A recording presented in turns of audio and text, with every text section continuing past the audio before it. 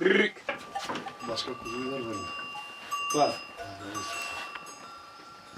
Bir de bu kuzuyu sahiplenmiş biliyor musun? Her kuzuyu da değil.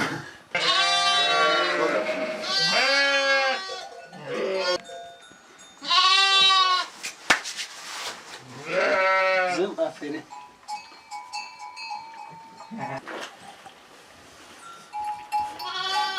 Kızım.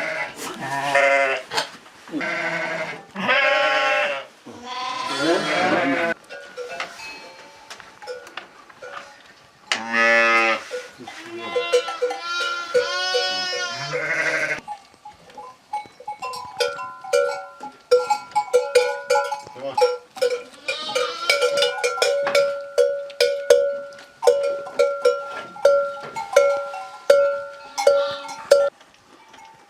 Sivas'ımızın değeri.